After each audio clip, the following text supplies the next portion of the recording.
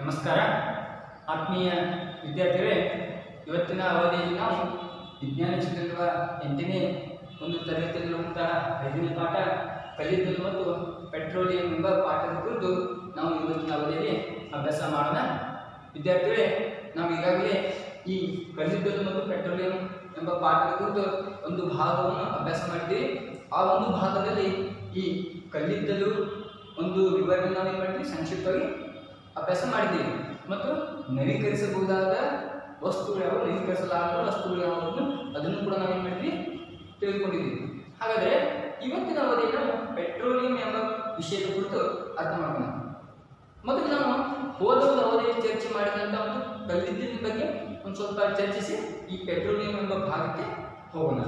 ವಿದ್ಯಾರ್ಥಿಗಳೇ, ನಾವು ಯಾವ ರೀತಿ ಕಲ್ಲಿದ್ದಲನ್ನು ಪಡೆದುಕೊಳ್ಳುತ್ತೇವೆ ಅನ್ನೋದಕ್ಕೆ ನಾವು ಹೋದ ಒಂದು ಅವಧಿಯಲ್ಲಿ ಬಂದ್ವಿ, ಅದನ್ನು ತಿಳ್ಕೊಂಡಿದ್ವಿ. ಹಾಗಾದರೆ ಕಲ್ಲಿದ್ದಲು ಯಾವ ಒಂದು ವಿಧದಿಂದ ನಮಗೆ ದೊರೆಯುತ್ತದೆ ಅಂದರೆ ಗಣಿಗಾರಿಕೆಯ ಮೂಲಕ ನಾವು ಅದನ್ನು ಪಡೆದು, ಅಂದರೆ ಗಣಿಗಾರಿಕೆ ಮೂಲಕ ನಾವು ಆ ಕಲ್ಲಿದ್ದಲನ್ನು ಪಡೆದುಕೊಳ್ಳುತ್ತೇವೆ. ಏಕೆಂದರೆ ಭೂಮಿಯ ಒಂದು ಆಳದಲ್ಲಿರುವಂತಹ ಒಂದು ಕಲ್ಲಿದ್ದಲು ಪಡೆದುಕೊಳ್ಬೇಕಾದ್ರೆ ಈ ಗಣಿಗಾರಿಕೆಯನ್ನು ನಾವು ಉಪಯೋಗಿಸಿಕೊಂಡು ಅಲ್ಲಿರುವಂತಹ ಕಲ್ಲಿದ್ದನ್ನು ಪಡೆದುಕೊಳ್ತೀವಿ. ಏಕೆಂದರೆ 300 ಮಿಲಿಯನ್ ವರ್ಷದ ಹಿಂದೆ ಏನು ಈ ಭೂಮಿ ಮೇಲೆ ಇರುವಂತಹ ಜೀವಿಗಳು ಅಥವಾ ಸಸ್ಯಗಳು, ಯಾವುದೇ ಒಂದು ಪ್ರಾಣಿಗಳು ಅವೆಲ್ಲ ಸತ್ತು ಆ ಒಂದು ಏನು ಭೂಮಿಯ ಮೇಲೆ ಇರುವಂತಹ ಜೀವಿಗಳು ಇರ್ತಾವಲ್ಲ, ಈ ಗಿಡ ಇರ್ಬೋದು, ಈ ಪ್ರಾಣಿ ಜೀವಗಳಿರ್ತಾವಲ್ಲ, ಸತ್ತು ಈ ಭೂಮಿಯ ಆಳದಲ್ಲಿ ಹೋಗಿರ್ತವೆ. ಆ ಒಂದು ಸತ್ತ ಜೀವಿಗಳ ಏನು ದೇಹದಿಂದ ಬಂದಂಥ ಒಂದು ರಸ, ಅಂದರೆ ಈ ವಿಧವಾದ ಒಂದು ಮೂಲದಂಥ ವಸ್ತುಗಳು ಏನಿರ್ತಾವಲ್ಲ, ಅವು ಈ ಭೂಮಿಯ ಆಳದಲ್ಲಿ ಕಲ್ಲಿದ್ದಲಿನ ರೂಪದಲ್ಲಿ ನಮಗೆ ದೊರೆಯುತ್ತವೆ.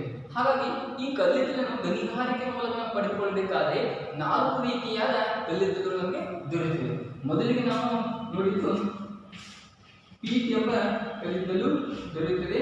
ನಂತರ ಲಿಗ್ನೈಟ್ ಎಂಬ ಕಲ್ಲಿದ್ದಲು ದೊರೆಯುತ್ತದೆ, ಲಿಗ್ನೈಟ್. ಅದೇ ರೀತಿಯಾಗಿ ಬಿಟಮಿನಸ್ ಮತ್ತು ಅಂಥ್ರಾಸೈಟ್ ಎಂಬ ಈ 4 ವಿಧವಾದ ಕಲ್ಲಿದ್ದಲು ನಮಗೆ ದೊರೆಯುತ್ತೆ ಅಂತ ನಾವು ಈಗಾಗಲೇ ಚರ್ಚೆ ಮಾಡಿದ್ದೀವಿ. ಏಕೆಂದರೆ ಇದರಲ್ಲಿ ಉತ್ತಮವಾದ ಕಲ್ಲಿದ್ದಲು ಯಾವುದಪ್ಪ ಅಂತ ನೋಡಿದಾಗ ನಾವು ಈ ಅಂಥ್ರಾಸೈಟ್ ಅಂತ ಹೇಳಿದ್ದೇವೆ. ಇದು 90% ಪ್ಯೂರ್ ಅನ್ನು ನೋಡಿದ್ದೀವಿ. ಹಾಗಾಗಿ ಇದು ವಿಟಮಿನ್ ಸ್ವಲ್ಪ 60 to 65% ಅಷ್ಟೇ. ಆದರೆ ಈ ಲಿಗ್ನೈಟ್ ಅನ್ನೋದು ಕೇವಲ ಒಂದು ಸ್ವಲ್ಪ 30ರಷ್ಟೇ ಏನಿದು ಉತ್ತಮ ಅಂತ ನಾವು ಹೇಳ್ತೀವಿ. ಆದರೆ ಉತ್ತಮದಲ್ಲಿ ನಮಗೆ ಅಂಥ್ರಾಸೈಟ್. ಅಂದರೆ ನಾವು ಯಾವ ರೀತಿ ಭೂಮಿಯನ್ನು ಅಗೆದು ಕಲ್ಲಿದ್ದಲು ಪಡೆದುಕೊಳ್ಬೇಕಂತ ಸ್ವಲ್ಪ ಯೋಚಿಸಬೇಕಂದ್ರೆ ಈ 3 ಒಂದು ಪದರನ್ನು ದಾಟಿ ನಾವು ಇದನ್ನು ಪಡೆದುಕೊಳ್ತೇವೆ. ಅದು ಯಾವುದರ ಮೂಲಕ, ಗಣಿಗಾರಿಕೆ ಮೂಲಕ ಪಡೆದುಕೊಳ್ತೀವಿ. ಇದೇನು ಕಲ್ಲಿದ್ದಲಿನ ಒಂದು ವಿಷಯ, ಅಂದರೆ ಅಂಶ. ಹಾಗಾದರೆ ನಾವು ಪೆಟ್ರೋಲಿಯಂ ಅನ್ನು ಪಡೆದುಕೊಳ್ಬೇಕಾದ್ರೆ ಏನು ಮಾಡ್ತೀವಿ ಅಂತ ತಿಳ್ಕೊಳ್ಳೋಣ. ಪೆಟ್ರೋಲಿಯಂ, ಈ ಪೆಟ್ರೋಲಿಯಂದ ಏನು ಉಪಯೋಗ ಇದೆ?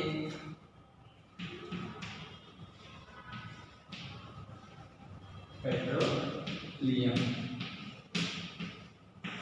ಈ ಪೆಟ್ರೋಲಿಯಂ ಅಂದು ನಾವು ಕಲ್ಲಿದ್ದಲು ಯಾವ ವಿಷಯಕ್ಕೆ ಅಥವಾ ಯಾವುದಕ್ಕೆ ಉಪಯೋಗ ಅಂತ ತಿಳ್ಕೊಳ್ಬೇಕಾದ್ರೆ ಅದು ಕಲ್ಲಿದ್ದಲು ರೈಲುಗಳಿಗೆ ಮತ್ತು ರೋಡ್ಗಳಿಗೆ, ಡಾಂಬರ್ ಗೋಳಿಗಳಿಗೆ, ನಾವೇನು ಬಟ್ಟೆಯಲ್ಲಿ ಸ್ಮೆಲ್ಲು, ಈ ಜೊಂಡಗಳ, ಈ ಒಳಕ್ರಿಮಿಗಳನ್ನು ಹಾಳಾಗುವಂಥ ಒಂದು ಈ ವೈಟ್ ಶೇಪದ ಒಂದು ಏನಿರ್ತೀವಲ್ಲ ಅದು ಡಾಂಬರ್ ಗೋಳಿ ಅಂತೀವಿ. ಅದು ಕಲ್ಲಿದ್ದಲಿಂದ ರೆಡಿ ಆಗ್ತದೆ. ರೈಲುಗಳಿಗೆ ಮೊದಲು ಕಲ್ಲಿದ್ದಲು ಯೂಸ್ ಮಾಡ್ತಿದ್ರು, ಅವುಗಳಿಂದ ರೈಲುಗಳು ಚಲಿಸ್ತಾ ಇದ್ವು. ಹಾಗಾದರೆ ಪೆಟ್ರೋಲಿಯಂನ ನೋಡಿದಾಗ ಇದು ಒಂದು ಹಲವಾರು ಒಂದು ದ್ರವದಲ್ಲಿರುವಂತಹ ಮಿಶ್ರ. ಏಕೆಂದರೆ ಇದು ಕೇವಲ ಪೆಟ್ರೋಲಿಯಂ, ಪ್ಯೂರ್ ಪೆಟ್ರೋಲಿಯಂ ದೊರೆಯುವುದೇ, ನಮಗೆ ಹಲವಾರು ಮಿಶ್ರಣದಲ್ಲಿರುವಂತಹ ಒಂದು ಅಂಶ. ಹಾಗಾಗಿ ಇದು ನಮ್ಮ ವಾಹನಗಳಿಗೆ ಮತ್ತು ಈ ಬೈಕ್ಗಳಿಗೆ, ದೊಡ್ಡ ದೊಡ್ಡ ವಾಹನಗಳಿಗೆ ಇರ್ಬೋದು, ಇದರಲ್ಲಿ ಪೆಟ್ರೋಲ್ ಅನ್ನೋದು ಬೈಕ್ಗಳಿಗೆ ಮತ್ತು ಬೈಕ್ಗಳಿಗೆ ಆಗ್ಬೋದು. ಇದರಲ್ಲಿ ಡೀಸೆಲ್ ಅಂತ ಮತ್ತೊಂದು ಬರ್ತದೆ, ಅದು ಈ ಕಾರುಗಳಿಗೆ ಮತ್ತು ಲಾರಿಗಳಿಗೆ, ಟ್ರಕ್ ಅವುಗಳಿಗೆ ಈ ರೀತಿಯಾಗಿ ನಾವು ಇದನ್ನು ವಿಂಗಡಣೆ ಮಾಡ್ತೀವಿ.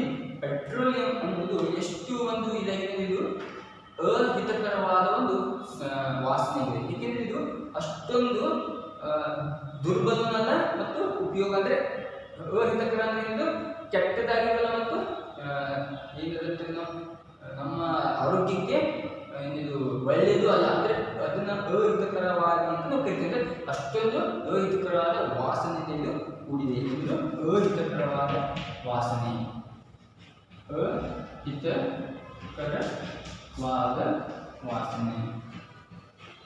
ಮತ್ತಿದು ಹಲವಾರು ಮಿಶ್ರಣದಿಂದ ಕೂಡಿದ ದ್ರವ ಹಲವಾರು ಮಿಶ್ರಣದಿಂದ ಕೂಡಿದ ದ್ರವ. ಇದನ್ನು ನಾವು ಏನು ಮಾಡ್ತೀವಿ ಅಂದರೆ ಮತ್ತೆ ವಿಂಗಡಣೆ ಮಾಡ್ತೀವಿ ಮುಂದಕ್ಕೆ, ಅದನ್ನ ಮುಂದೆ ನೋಡೋಣ. ಮತ್ತೆ ಇಲ್ಲಿ ನಾವು ಇದಕ್ಕೆ ಮತ್ತೊಂದು ಪದದಿಂದ ಕರಿತೀವಿ, ಇದನ್ನೇನ್ತೀವಿ ಕಪ್ಪು ತೈಲ ದ್ರವ ಅಂತ ಕರಿತೀವಿ. ಯಾವುದಕ್ಕೆ? ಪೆಟ್ರೋಲಿಯಂ ಕಪ್ಪು ತೈಲ ದ್ರವ. ಕಪ್ಪು ತೈಲ ದ್ರವ ಯಾಕೆ ಕರಿತೀವಿ ಅಂತ ನಿಮ್ಗೆ ಗೊತ್ತಾಗಿರಬೇಕು. ಮತ್ತೆ ಇದು ನಾವೇನಂತೀವಿ ಅಂದರೆ ಪೆಟ್ರೋಲಿಯಂ ದ್ರವೀಕರಿಸುವ ಒಂದು ಅನಿಲ. ದ್ರವೀಕರಿಸುವ ಅಂದರೆ ನಾವೀಗ ಗ್ಯಾಸ್ನ ಯೂಸ್ ಮಾಡ್ತೀರ, ಅದರಲ್ಲಿರುವಂಥ ಅನಿಲ ಏನು? ದ್ರವೀಕರಿಸಿರುವಂಥ ಅನಿಲ. ಪೆಟ್ರೋಲಿಯಂ ದ್ರವೀಕರಿಸಿದ ಅನಿಲ. ಇದರಿಂದ ಉಪಯೋಗ ಆಗುವುದು ವಾಹನಗಳಿಗೆ, ಇಂಧನ,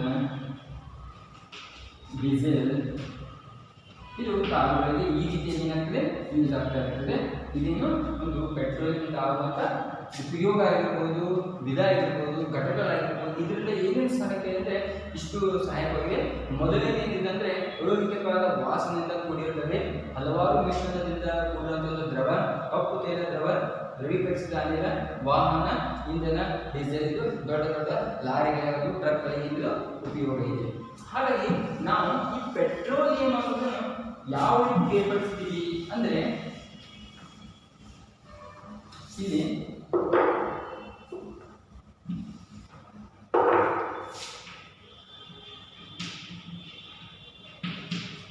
ಪೆಟ್ರೋಲಿಯಂ ಬೇರ್ಪಡಿಸುತ್ತದೆ.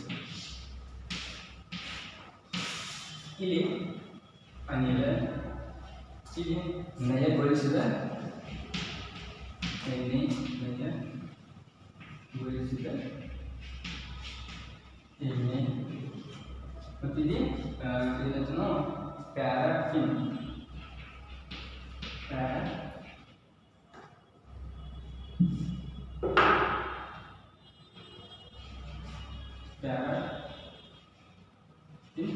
ವ್ಯಾಕ್ಸ್, ಪ್ಯಾರಾಫಿನ್ ವ್ಯಾಕ್ಸ್ ಮತ್ತು ಪೆಟ್ರೋಲ್ ಮತ್ತು ಡೀಸೆಲ್.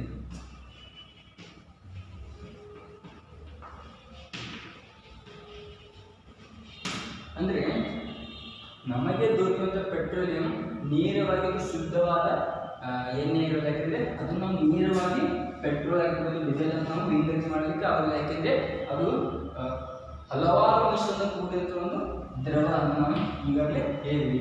ಹಾಗಾದರೆ ಪೆಟ್ರೋಲಿಯಂ ಅನ್ನು ಅನಿಲವಾಗಿ ಬೇರ್ಪಡಿಸ್ತೀವಿ, ನಯಗೊಳಿಸಿದ ಎಣ್ಣೆಯನ್ನು ಬೇರ್ಪಡಿಸ್ತೀವಿ, ಪ್ಯಾರಾಫಿನ್ ವ್ಯಾಕ್ಸ್ ಅನ್ನು ಬೇರ್ಪಡಿಸ್ತೀವಿ, ಮತ್ತು ಪೆಟ್ರೋಲ್ ಆಗಿರ್ಬೋದು, ಡೀಸೆಲ್ ಆಗಿರ್ಬೋದು, ಈ ರೀತಿ ಏನು ಮಾಡ್ತೀವಿ ವಿಂಗಡಣೆ ಮಾಡ್ತೀವಿ. ಹಾಗಾದರೆ ಇದನ್ನ ಎಲ್ಲಿ ನಮಗೆ ದೊರೆಯುತ್ತದೆ ಅಂತ ನೋಡಿದಾಗ ಏನು ಮಾಡ್ತೀವಿ ನಾವು, ಇದು ಸಮುದ್ರದ ಆಳದಲ್ಲಿ ದೊರೆಯುತ್ತದೆ. ಇಲ್ಲಿ ಈ ಕಲ್ಲಿನಲ್ಲಿ ದೊರೆಯುತ್ತದೆ, ಭೂಮಿಯ ಒಂದು ಆಳದಲ್ಲಿ ದೊರೆತರೆ ನಮಗೆ ಪೆಟ್ರೋಲಿಯಂ ಎಲ್ಲಿ ದೊರೆಯುತ್ತದೆ? ಸಮುದ್ರದ ಒಂದು ಆಳದಲ್ಲಿ ದೊರೆಯುತ್ತದೆ. ಯಾವ ರೀತಿ ದೊರೆಯುತ್ತದೆ ಅಂತ ನೋಡಿದಾಗ ನಾವು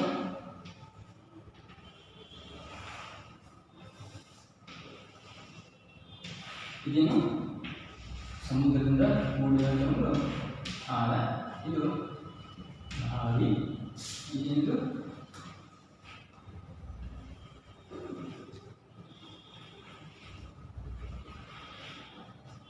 ಕೂಡಿದ ಬಾವಿ, ಇದು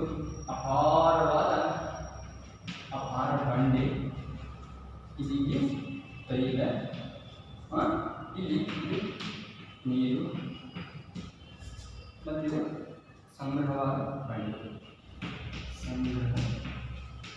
ಬಂಡೆ, ಇದು ಲಾಸ್ಟ್ ಬಂಡೆ, ತೈಲ ಅನ್ನೋದು ಅನಿಲ ಬಂಡೆ.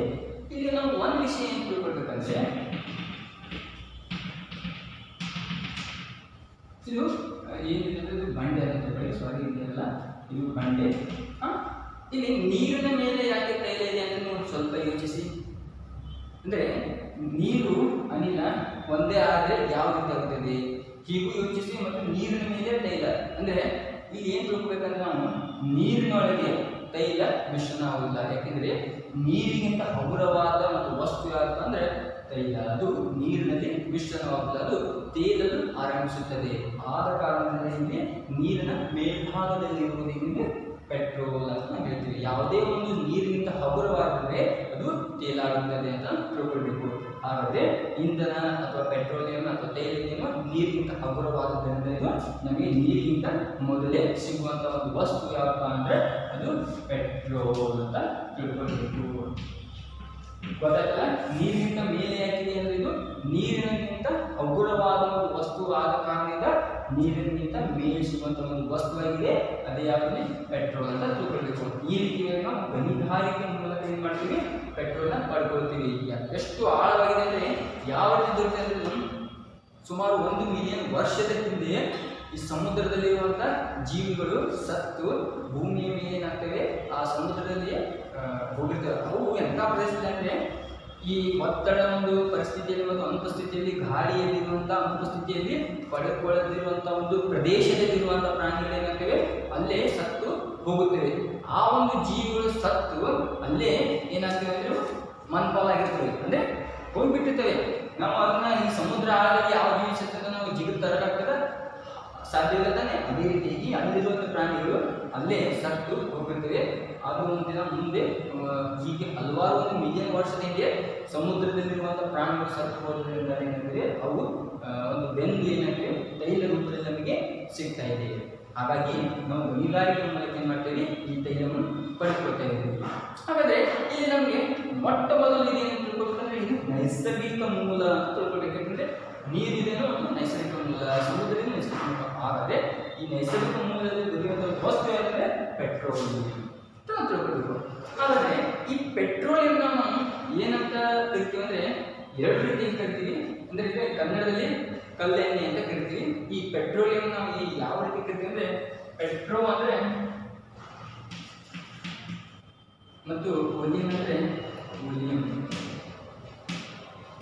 ಇಲ್ಲಿ ಪೆಟ್ರೋ ಅಂದರೆ ಏನು ತಿಳ್ಕೊಬೇಕು ನಾವು, ರಾಕ್ ಅಂದರೆ ಬಂಡೆ, ಇದೇನು ಎಣ್ಣೆ ಅಂದರೆ ಆಯಿಲ್. ಇವೆರಡು ಸೇರಿ ಏನಾಗಿದೆ ಪೆಟ್ರೋಲಿಯಂ ಅಂತ ಆಗಿದೆ. ಇನ್ನು ಪೆಟ್ರೋ ಅಂದರೆ ರಾಕ್, ಒಲಿಯಂ ಅಂದರೆ ಎಣ್ಣೆ. ಪೆಟ್ರೋ ಮತ್ತು ಒಲಿಯಂ ಕೂಡಿ ಪೆಟ್ರೋಲಿಯಂ ಆಗಿದೆ. ಇದು ಇಂಗ್ಲೀಷ್ನಲ್ಲಾಗಿದೆ ಮತ್ತು ಕನ್ನಡದಲ್ಲಿ ಏನಂತೀವಿ ಕಲ್ಲೆಣ್ಣೆ. ಯಾಕಂದರೆ ಕಲ್ಲಿನ ಒಂದು ಆಳದ ಗಣಿಗಾರಿಕೆ ಮೂಲಕ ಹೋಗಿ ಪಡೆದುಕೊಳ್ಳುವಂಥ ಒಂದು ಎಣ್ಣೆಗೆ ನಾವು ಏನಂತೀವಿ ಕಲ್ಲೆಣ್ಣೆ ಅಂತ ನಮ್ಮ ಆಡು ಭಾಷೆಯಲ್ಲಿ ಕನ್ನಡದಲ್ಲಿ ಕರಿತೀವಿ. ಅದು ಇಂಗ್ಲೀಷ್ನಲ್ಲಿ ಪೆಟ್ರೋಲಿಯಂ ಆಗಿದೆ. ಯಾವ ರೀತಿಯಾಗಿದೆ ಪೆಟ್ರೋ ಮತ್ತು ಒಲಿಯಂ ಕೂಡಿ ಪೆಟ್ರೋಲಿಯಂ ಆಗಿದೆ. ಪೆಟ್ರೋ ಅಂದರೆ ರಾಕ್ ಅಂದರೆ ಬಂಡೆ, ಒಲಿಯಂ ಅಂದರೆ ಎಣ್ಣೆ. ಬಂಡೆಯನ್ನು ಸೀಳಿ ತೆಗೆಯುವಂಥ ಒಂದು ಎಣ್ಣೆಗೆ ನಾವಂತೀವಿ ಪೆಟ್ರೋಲಿಯಂ ಅಂತ ಕರಿತೀವಿ. ಹಾಗಾದರೆ ಮೊಟ್ಟ ಮೊದಲಲ್ಲಿ ನಮಗೆ ಎಲ್ಲಿ ದೊರೆತಿದೆ ಅಂತ ಗೆಸ್ ಮಾಡಿದಾಗ ಅಮೇರಿಕಾದ ಒಂದು ಪೆನ್ಸಿಲ್ವೇನಿಯಾ ಎಂಬ ರಾಜ್ಯದಲ್ಲಿ ಅಥವಾ ಪ್ರದೇಶದಲ್ಲಿ 1859ರಲ್ಲಿ ಏನು ಮಾಡಿದ್ರು ಮೊಟ್ಟ ಮೊದಲಿಗೆ ದೊರೆಯಿತು. ಎಷ್ಟರಲ್ಲಿ 1859ರಲ್ಲಿ USA ಪೆನ್ಸಿಲ್ವೇನಿಯಾ ಎಂಬ ರಾಜ್ಯದಲ್ಲಿ ಅಥವಾ ಒಂದು ಪ್ರದೇಶದಲ್ಲಿ ಏನು ಮಾಡಿದ್ರು ಈ ಒಂದು ಸಮುದ್ರದ ಆಳದಲ್ಲಿ ಈ ಪೆಟ್ರೋಲಿಯಂ ಮೊಟ್ಟ ಮೊದಲಿಗೆ ಕೊರೆಯಲಾಯಿತು. ಅದೇ ರೀತಿಯಾಗಿ ನಮ್ಮ ಭಾರತದಲ್ಲಿ ಆಸಾಂ ಎಂಬ ಒಂದು ರಾಜ್ಯದಲ್ಲಿ ಏನು ಮಾಡಿತು ಮೊಟ್ಟ ಮೊದಲಿಗೆ ನಾವು ನೋಡಿದಾಗ 1867ರಲ್ಲಿ ಆಸಾಂ ಈ ಒಂದು ರಾಜ್ಯದಲ್ಲಿ ಮಾಪುಮ್ ಎಂಬ ಪ್ರದೇಶದಲ್ಲಿ 1867ರಲ್ಲಿ ಈ ಆಸಾಂ ಎಂಬುದು ಭಾರತದಲ್ಲಿರುವಂಥ ಒಂದು ರಾಜ್ಯ. ಆ ಒಂದು ರಾಜ್ಯದಲ್ಲಿ ನಾವು 1867ರಲ್ಲಿ ಈ ಮಾಪುಮ್ ಎಂಬ ಒಂದು ಪ್ರದೇಶದಲ್ಲಿ ಸಮುದ್ರದ ಆಳದಲ್ಲಿ ಕೊರೆದಾಗ ನಮಗೆ ದೊರೆತಂಥ ಒಂದು ತೈಲ ಯಾವಪ್ಪ ಅಂದರೆ ಪೆಟ್ರೋಲಿಯಂ. ಇನ್ನೇನು ಪೆಟ್ರೋಲಿಯಂ ಮೊಟ್ಟ ಮೊದಲು ನಮ್ಮ ಭಾರತದಲ್ಲಿ 1867ರಲ್ಲಿ ಅದು ಆಸಾಂ ಎಂಬ ಮಾಪುಮ್ ಎಂಬ ಪ್ರದೇಶದಲ್ಲಿ. ಆದರೆ ಭಾರತದಲ್ಲಿ ದೊರೆಯುವ ಪೆಟ್ರೋಲಿಯಂ ಪ್ರದೇಶಗಳು ಯಾವುವು ಅಂದರೆ ನಮ್ಮ ಭಾರತದಲ್ಲಿ ಮೊದಲಿಗೆ 1867ರಲ್ಲಿ ಆಸಾಂ, ಇದು ಆಸಾಂ ಪ್ರದೇಶದಲ್ಲಿ ಮಾಪುಮ್ ಮತ್ತಿನ್ನು ಮುಂಬೈ ಮತ್ತು ಗುಜರಾತ್ ಈ ಒಂದು ನಮ್ಮ ಭಾರತದಲ್ಲಿ ದೊರೆಯುವಂಥ ಪೆಟ್ರೋಲ್ ಇದನ್ನು ಮೊಟ್ಟ ಮೊದಲಿಗೆ ದೊರೆತಿದ್ದು 1859ರಲ್ಲಿ ಅಮೆರಿಕದ ಪೆನ್ಸಿಲ್ವೇನಿಯಾದಲ್ಲಿ ಕೊರೆಯಲಾಯಿತು. ನಂತರ ಭಾರತದಲ್ಲಿ 1862 ಪ್ರಥಮವಾಗಿ ಆಸಾಂನ ಮಾಪುನ್ ಎಂಬ ಜಾಗದಲ್ಲಿ ಪೆಟ್ರೋಲನ್ನು ಕೊರೆಯಲಾಯಿತು. ಅದೇ ರೀತಿಯಾಗಿ ಈ ನಮ್ಮ ಭಾರತದಲ್ಲಿ ದೊರೆಯುವಂತಹ ಪ್ರದೇಶ ಮಾತ್ರ ಮುಂಬೈ ಮತ್ತು ಗುಜರಾತ್. ಇವು ಕೃಷ್ಣಾ ಮತ್ತು ಗೋದಾವರಿ ನದಿಯ ಕೃಷ್ಣ ಮತ್ತು ಗೋದಾವರಿ ನದಿಯಲ್ಲಿ ಈ ರೀತಿಯಲ್ಲಿ ಪಡೆಯಲಾಗಿದೆ. ಇನ್ನೊಂದು ಪೆಟ್ರೋಲ್ನ ಪಡೆಯಲಾಗಿದೆ. ಇನ್ನೇನು ಪೆಟ್ರೋಲಿಯಂ ನಮಗೆ ದೊರೆಯುವಂಥ ಒಂದು ಅಂಶಗಳು ಯಾವುವು? ನಮ್ಮ ಭಾರತದಲ್ಲಿ ಮೊಟ್ಟ ಮೊದಲಿಗೆ ಆಸಾಂ ಮತ್ತು ಮುಂಬೈ ಗುಜರಾತ್ ಅದರ ಒಂದು ರಾಜ್ಯ ಅಥವಾ ಅದರ ಒಂದು ಏನಂದ್ರೆ ನಾವು ಈ USA ಎಂಬ ದೇಶದಲ್ಲಿ ನಮಗೆ ಮೊಟ್ಟ ಮೊದಲಿಗೆ 1860ರಲ್ಲಿ ಪೆನ್ಸಿಲ್ ಎಂಬ ಒಂದು ಪ್ರದೇಶದಲ್ಲಿ ಭಾರತದಲ್ಲಿ ಆಸಾಂ ಮತ್ತು 1860ರಲ್ಲಿ ಮಾಪುನಲ್ಲಿ ದೊರೆಯಲಾಯಿತು. ಹಾಗಾದರೆ ಇದೇನು ಪೆಟ್ರೋಲಿಯಂ ದೊರೆತಿದೆ. ಈ ಪೆಟ್ರೋಲಿಯಂ ತೆಗೆದುಕೊಂಡು ಇದು ಕೇವಲ ಪಡೆದಂಥ ಒಂದು ಅಂಶ. ಇದನ್ನು ಪಡೆದಂಥ ಅಂಶವನ್ನು ಇದು ನೇರವಾಗಿ ಪೆಟ್ರೋಲ್ ಇರೋದಿಲ್ಲ, ಇದು ನಾವು ಶುದ್ಧೀಕರಣ ಮಾಡಬೇಕಾಗ್ತದೆ. ಆ ಶುದ್ಧೀಕರಣ ಮಾಡಿದಂಥ ಒಂದು ಕೊನೆಯ ಹಂತವೇ ಏನಿದೆ ಪೆಟ್ರೋಲ್ ಆಗಿ ಹೊರಹೊಮ್ಮುತ್ತದೆ. ಏಕೆಂದರೆ ತೆಗೆದಂಥ ಒಂದು ಗಣಿಗಾರಿಕೆ ಮೂಲಕ ಪೆಟ್ರೋಲ್ ಅದು ನೇರವಾದಂಥ ಪೆಟ್ರೋಲ್ ಇರೋಲ್ಲ. ಅಂದರೆ ನಾವು ಬಳಕೆಯಲ್ಲಿ ಏನು ಯೂಸ್ ಮಾಡ್ತೀವಲ್ಲ ವಾಹನಗಳಿಗೆ ಬೈಕ್ಗಳಿಗೆ ಅಂತ ಪೆಟ್ರೋಲ್ ಆಗಿರೋಲ್ಲ, ಅದನ್ನು ನಾವು ಶುದ್ಧೀಕರಣಗೊಳಿಸ್ತೀವಿ. ಆ ಶುದ್ಧೀಕರಣಗೊಳ್ಳುವಂಥ ಒಂದು ಕೊನೆಯ ಹಂತ ಬರುವುದೇ ಪೆಟ್ರೋಲ್ ಆಗಿದೆ. ಅದರ ಮೇಲೆ ಬರುವುದು ಅನಿಲ ಆಗಿರ್ತದೆ. ಮೊದಲಿಗೆ ನಾವು ಪೆಟ್ರೋಲಿಯಂ ಶುದ್ಧೀಕರಣ ಮಾಡೋಣ. ಈ ಶುದ್ಧೀಕರಣದಲ್ಲಿ 3 ಹಂತಗಳನ್ನು ನಾವು ನೋಡ್ತೀವಿ. ಯಾಕೆಂದರೆ ಈ ಪೆಟ್ರೋಲಿಯಂನ ನಾವು 3 ಹಂತಗಳಲ್ಲಿ ಶುದ್ಧೀಕರಣಗೊಳಿಸ್ತೀವಿ. ಆ ಶುದ್ಧೀಕರಣಗೊಳಿಸಿದ ನಂತರ ನಮಗೆ ಸಿಗುವಂಥ ಹಂತವೇ ಯಾವುದಿದೆ? ಪೆಟ್ರೋಲ್ ಅಂತ ಡೀಸೆಲ್. ಈ ರೀತಿಯಾದ ನಮಗೆ ಪೆಟ್ರೋಲ್ ಸಿಗ್ತದೆ. ಪೆಟ್ರೋಲಿಯಂ ಶುದ್ಧೀಕರಣ, ಪೆಟ್ರೋಲಿಯಂ ಶುದ್ಧೀಕರಣ ಏನಿದೆ? ಪೆಟ್ರೋಲ್ ಶುದ್ಧೀಕರಣ ಅಂದರೆ ಪೆಟ್ರೋಲಿಯಂನ ವಿವಿಧ ರೀತಿಯಲ್ಲಿ ನಾವು ಬೇರ್ಪಡಿಸಿ ಶುದ್ಧೀಕರಣ ಒಂದು ಕ್ರಿಯೆ ಏನಿದೆ ಶುದ್ಧೀಕರಣ. ಯಾವುದು? ಪೆಟ್ರೋಲಿಯಂ ಶುದ್ಧೀಕರಣ ಅಂದರೆ ವಿವಿಧ ರೀತಿಯಲ್ಲಿ ಅಂದ್ರೆ 3 ಹಂತಗಳು ನಾವು ಪೆಟ್ರೋಲಿಯಂ ಶುದ್ಧೀಕರಣಗೊಳಿಸ್ತೀವಿ. ಮೊದಲನೇ ಹಂತ ಯಾವುದು? ಪೆಟ್ರೋಲಿಯಂನಲ್ಲಿರುವ ಉಪ್ಪು ನೀರನ್ನು ನಾವು ಶುದ್ಧೀಕರಿಸಿಕೊಳ್ತೀವಿ. ಎರಡನೇ ಹಂತ ಅಲ್ಲಿರುವಂಥ ಸಲ್ಫರ್ ಆಕ್ಸೈಡ್ನ ನಾವು ಶುದ್ಧೀಕರಣಗೊಳಿಸ್ತೀವಿ. ಮೂರನೇ ಹಂತ ಯಾವುದು? ಅದರಲ್ಲಿ ಬರುವಂಥ ಒಂದು ಆಸಮಾಶಿಯಂ ಎಂಬ ಒಂದು ಕ್ರಿಯೆ ಮಾಡ್ಕೊಂಡು ಶುದ್ಧೀಕರಣಗೊಳಿಸ್ತೀವಿ. ಅಂದರೆ ಆಂಶಿಕ ಆಸನ ಎಂಬ ಒಂದು ಕ್ರಿಯೆ ಅದರಲ್ಲಿ ಒಳಗಡೆ ಇರುತ್ತದೆ. ಆ ಒಂದು ಕ್ರಿಯೆಯನ್ನು ಶುದ್ಧೀಕರಣಗೊಳ್ಳಬೇಕು. ಮೊದಲೇದು ಉಪ್ಪು ನೀರನ್ನು ಬೇರ್ಪಡಿಸ್ತೀವಿ, ಎರಡನೇದು ಸಲ್ಫರ್ ಆಕ್ಸೈಡ್ನ ಬೇರ್ಪಡಿಸ್ತೀವಿ, ಮೂರನೇದು ಆಂಶಿಕ ಆಸನದಿಂದ ಏನು ಮಾಡ್ತೀವಿ? ಆ ಪೆಟ್ರೋಲಿಯಂ ನಾವು ಶುದ್ಧೀಕರಣಗೊಳಿಸ್ತೀವಿ. ಮೊದಲನೇ ಯಾವುದು? ಉಪ್ಪು ನೀರನ್ನು ಬೇರ್ಪಡಿಸುವುದು, ಎರಡನೇದು ಸಲ್ಫರ್ ಆಕ್ಸೈಡ್ನ ಬೇರ್ಪಡಿಸುವುದು, ಮೂರನೇದು ಆಂಶಿಕ ಆಸನದಿಂದ ಬೇರ್ಪಡಿಸುವುದು. ಏನು? ಬೇರ್ಪಡಿಸುವ ವಿಧಾನ ಯಾವುದು? ಪೆಟ್ರೋಲಿಯಂ. ಇದೆಲ್ಲ ಈ ಒಂದು 3 ವಿಧಾನಗಳಿಂದ ಏನು ಮಾಡ್ತೀವಿ? ಪೆಟ್ರೋಲನ್ನ ಬೇರ್ಪಡಿಸ್ತೀವಿ. ಯಾವ ರೀತಿ ಅಂದರೆ ಈ ರೀತಿಯಾದ ಒಂದು ಮಿಷನ್ ಇರ್ತದೆ. ಈ ಮಿಷನ್ ನಾವು ಏನು ಮಾಡ್ತೀವಿ? 400 ಡಿಗ್ರಿ ಸೆಲ್ಸಿಯಸ್ನಷ್ಟು ಏನು ಮಾಡ್ತೀವಿ? ಪೆಟ್ರೋಲನ್ನ ಕುದಿಸ್ತೀವಿ. ಇಲ್ಲಿ ಕುದಿಯುವುದು ಹೆಚ್ಚು, ಕುದಿಯುವ ಬಿಂದು ಇಲ್ಲಿರ್ತದೆ. ಇಲ್ಲೇನು? ಕಡಿಮೆ ಬಿಂದು. ಈ ಕಡಿಮೆ ಬಿಂದುವೇ ಏನಿದೆ ಪೆಟ್ರೋಲಿನಲ್ಲಿ ಹೊರಹೊಮ್ಮುತ್ತದೆ. ಆ ನಂತರ ಮೇಲೆ ಬರುವುದು ಅನಿಲ. ಆ ಅನಿಲ ಯಾವುದಿದೆ? ನಾವು ಗ್ಯಾಸ್ ಅಡಿಗೆ ಮಾಡ್ತೀವಲ್ಲ ಆ ಒಂದು ಅನಿಲದಲ್ಲಿ ಹೊರಹೊಮ್ಮುತ್ತದೆ. ಅದರ ಕೆಳಗೆ ಬರುವುದೇನು ಅಂದರೆ ಅತಿಯಾದ ಒಂದು ಹೆಚ್ಚಿನ ಪ್ರಮಾಣದಲ್ಲಿ ಒತ್ತಡದ ಮೇಲೆ ಬರುವಂಥ ಒಂದು ಅನಿಲ ಕಡಿಮೆ ಬಿಂದುವಿನಲ್ಲಿ ಸಿಗುವುದು ಪೆಟ್ರೋಲ್. ನಂತರ ಸಿಗುವುದು ಅಂದರೆ ಗ್ಯಾಸ್ ಮೂಲಕ ಸಿಗುವುದು ಅನಿಲ. ಇದೇನು ನಮ್ಮ ಅಡಿಗೆ ಯೂಸ್ ಮಾಡ್ತೀವಿ, ಇದನ್ನು ನಮ್ಮ ವಾಹನ ಯೂಸ್ ಮಾಡ್ತೀವಿ. ಇಲ್ಲಿಂದ ಒಂದು ಯೂಸ್ ಆಗದಿರುವಂಥ ವಸ್ತು ಬಿಂದು ಕಡಿಮೆ ಹೆಚ್ಚು ಬಿಂದುವನ್ನು ಅದನ್ನು ಒಂದು ನಳಿಕೆ ಮೂಲಕ ಹೊರ ಹಾಕಲಾಗುತ್ತದೆ. ಇದೇನು? ಈ ರೀತಿ ನಾವು ಪೆಟ್ರೋಲ್ನ ಶುದ್ಧೀಕರಣಗೊಂಡು ಬೇಕಾಗುವಂಥ ಅಂಶವನ್ನು ಮಾತ್ರ ಪಡೆದುಕೊಂಡು ಬೇಡವಾದ ಒಂದು ನಳಿಕೆ ಮೂಲಕ ಹೊರಹಾಕುತ್ತೇವೆ. ಯಾವ ರೀತಿ ಶುದ್ಧೀಕರಿಸ್ತೀವಿ ಅಂದ್ರೆ 3 ಹಂತಗಳಲ್ಲಿ ಶುದ್ಧೀಕರಿಸ್ತೀವಿ.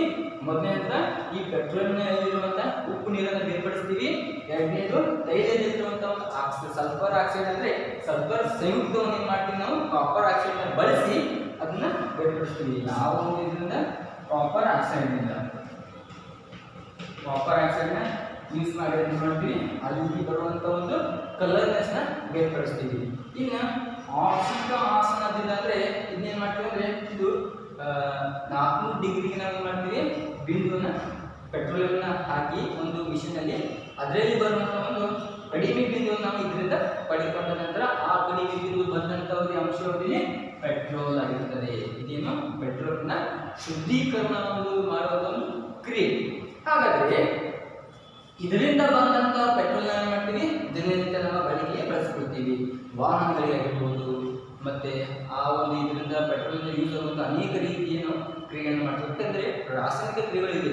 ಈ ರಾಸಾಯನಿಕ ಕ್ರಿಯೆಗಳು ಯಾವ ಯೂಸ್ ಆಗ್ತವೆ ಅಂದ್ರೆ ಮಾರ್ಜಕ ವಸ್ತುಗಳಾಗ್ತವೆ. ಮಾರ್ಜಕ ವಸ್ತುಗಳು ಅಂದ್ರೇನು ನಮ್ಮ ಬಟ್ಟೆಗಳಿಗೆ ಯಾವುದೋ ಒಂದು ಹೋಗಲಾರದ ಒಂದು ಕಲಿ ಕೊಡ್ತದೆ. ಕಲಿ ಅಂದ್ರೇನು ಯಾವುದೋ ಒಂದು ಈ ರೀತಿಯಾದ ಬಟ್ಟೆ ಮೇಲೆ ಏನು ಇದು ಕಲಿ ಕೊಡ್ತದೆ. ಆ ಕಲಿಗೂ ಕೂಡ ಏನು ಪೆಟ್ರೋಲಿಯಂನಿಂದಲೇ ತಯಾರಿಸಲ್ಪಟ್ಟ ಒಂದು ಮಾರ್ಜಕ ರೆಡಿ ಇರುತ್ತೆ. ಆ ಒಂದು ಮಾರ್ಜಕದಿಂದ ಆ ಕಲಿ ಹೋಗಲಾಡಿಸುತ್ತದೆ. ಅದೇ ರೀತಿಯಾಗಿ ಪೆಟ್ರೋಲಿಯಂನಿಂದ ಏನ್ ಮಾಡ್ತೀವಿ ನಾವು ನೈಸರ್ಗಿಕ ಅನಿಲದಲ್ಲಿ ಹೈಡ್ರೋಜನ್ ಅನಿಲವನ್ನು ಏನ್ ಮಾಡ್ತೀವಿ ಅಮೋನಿಯಾ ರಸಗೊಬ್ಬರವನ್ನು ಉತ್ಪತ್ತಿ ಮಾಡ್ತೀವಿ. ಅಂದ್ರೆ ರೈತರು ಹೊಲದಲ್ಲಿ ಬಳಸುವಂತ ರಸಗೊಬ್ಬರಿಗೂ ಕೂಡ ಏನು ಪೆಟ್ರೋಲಿಯಂನಿಂದ ಒಂದು ಹೈಡ್ರೋಜನ್ ಅನ್ನ ಉತ್ಪತ್ತಿ ಮಾಡೋದಕ್ಕೋಸ್ಕರ ರಸಗೊಬ್ಬರಕ್ಕೂ ಕೂಡ ಉಪಯೋಗ ಮಾಡ್ತೀವಿ. ಮೊದಲನೇದು ಮಾರ್ಜಕ ಆಯ್ತು, ರೈತರು ಯೂಸ್ ಮಾಡುವಂತ ರಸಗೊಬ್ಬರಗಳಿಗಾಯ್ತು. ಇದ್ಯಾವುದು ಪೆಟ್ರೋಲ್ನ ರಾಸಾಯನಿಕ ಲಕ್ಷಣಗಳನ್ನು ನೋಡಿದಾಗ ಮಾರ್ಜಕ ವಸ್ತುಗಳಿಗೆ, ರೈತರು ಬಳಸುವಂತ ರಸಗೊಬ್ಬರಗಳಿಗೆ, ಇನ್ನು ಪಾಲಿಥಿನ್ ವಸ್ತುಗಳಿಗೆ ಕೂಡ ಏನು ಪೆಟ್ರೋಲಿಯಂನ ಬಳಸ್ತೀವಿ. ಇದೇನು ರಾಸಾಯನಿಕ ಲಕ್ಷಣಗಳು. ಯಾವುದು ಪೆಟ್ರೋಲಿಯಂ ರಾಸಾಯನಿಕ ಲಕ್ಷಣಗಳು ಏನಂದ್ರೆ ಮೊದಲನೇದು ಮಾರ್ಜಕ ವಸ್ತುಗಳು ರೆಡಿ ಆಗುವುದು, ರಸಗೊಬ್ಬರಗಳಿಗೆ ರೈತರಿಗೆ ಬಳಸುವಂತ ರಸಗೊಬ್ಬರಗಳು, ಇನ್ನು ಮೂರನೇದು ಪಾಲಿಥಿನ್ ಪ್ಲಾಸ್ಟಿಕ್ಗಳನ್ನು ಈ ಪೆಟ್ರೋಲಿಯಂನಿಂದ ಯೂಸ್ ಮಾಡ್ತಾರೆ. ಹಾಗಾದ್ರೆ ಕಪ್ಪು ಚಿನ್ನ ಎಂದರೆ ಅಂತ ಕೇಳಿದ್ರೆ ಏನು ಹೇಳ್ಬೇಕು ನಾವು ಪೆಟ್ರೋಲ್ ಅಂತ ಹೇಳ್ಬೇಕು. ಇದೇನು ಒಂದು ಪೆಟ್ರೋಲ್ನ ಸವಿವರವಾದ ಒಂದು ಸಂಕ್ಷಿಪ್ತ ವಿವರಣೆ.